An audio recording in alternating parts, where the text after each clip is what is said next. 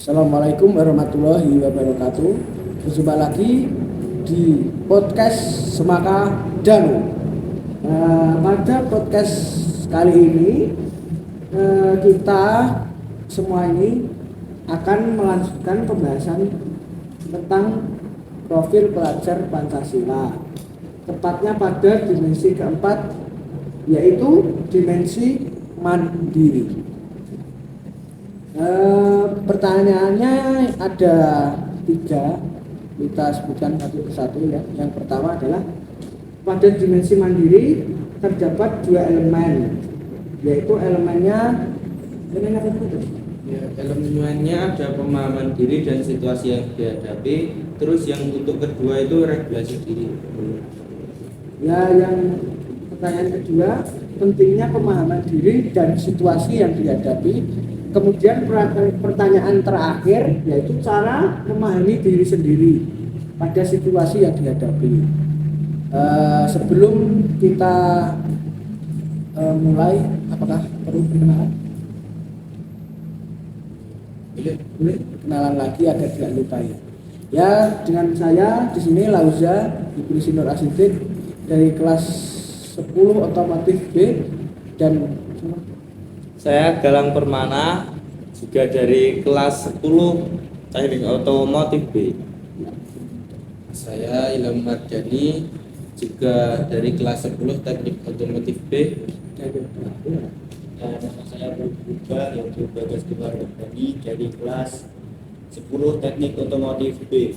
ternyata belum berubah katanya guys. Tidak tahu, mungkin ada ini berubah. Oh, tentu tidak. Tidak kan? Ya, langsung saja pada pertanyaan pertama, yaitu pada dimensi mandiri terdapat 2 elemen yang akan dijelaskan oleh rekan kita, yaitu Mas Ilham. Silakan. Ya, jadi pada dimensi mandiri itu ada 2 elemen yang sudah saya sebutkan tadi, tapi akan saya sebutkan kembali. Untuk elemen pertama yaitu pemahaman diri dan situasi yang dihadapi. Elemen kedua yaitu regulasi diri. Tapi untuk kali ini saya hanya akan bahas elemen pemahaman diri dan situasi yang dihadapi. Pelajar Pancasila yang mandiri senantiasa melakukan refleksi terhadap kondisi dirinya dan situasi yang dihadapi, mencakup refleksi terhadap kondisi diri, baik kelebihan maupun keterbatasan dari dirinya. Selain itu, ia juga menganalisis tuntutan perkembangan yang akan ia hadapi. Hal ini akan membuat pelajar yang Hal ini akan membuat pelajar menyadari kebutuhan pengembangan dirinya yang sesuai dengan perubahan dan perkembangan yang terjadi. Kesadaran tersebut akan membantunya untuk dapat menetapkan tujuan pengembangan diri yang sesuai dengan kondisi diri dan situasi yang dihadapi. Selain itu, juga harus memilih strategi yang sesuai serta mengantisipasi tantangan dan hambatan yang mungkin akan terjadi dalam kehidupan sehari-hari.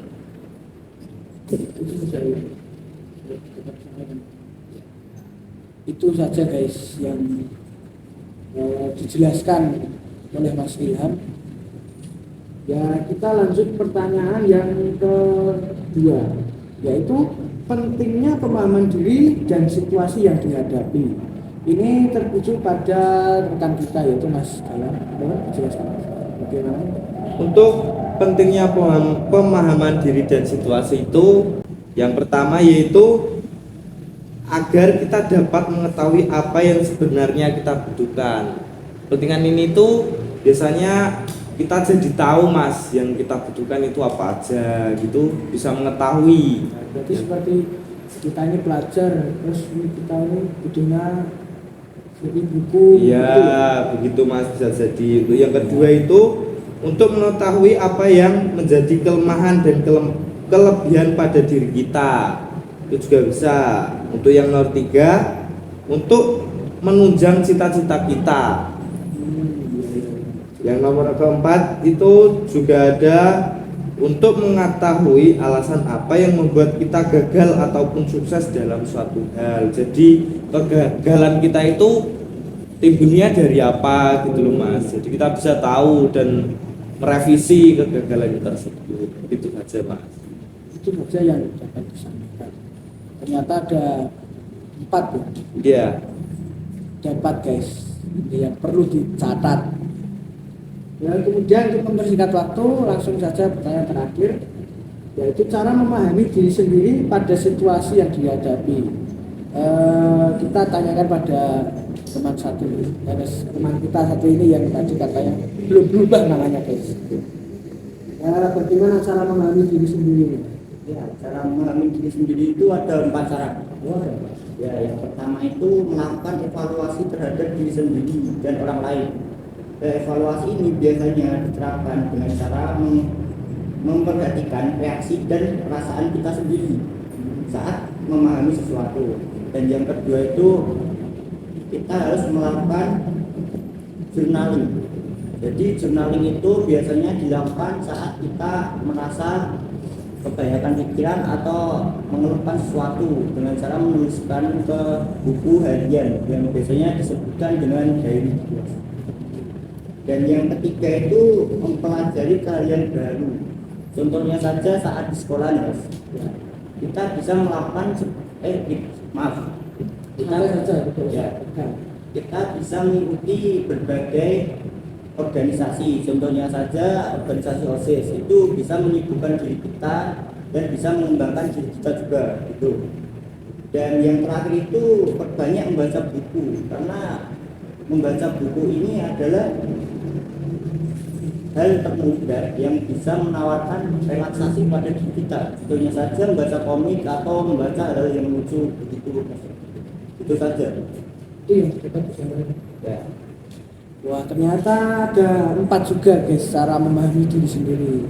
Yang dijelaskan tadi saya tangkap dari Mas Bagas ini, yaitu dengan cara menuliskan pikiran kita di buku yang disebut diary tadi ya.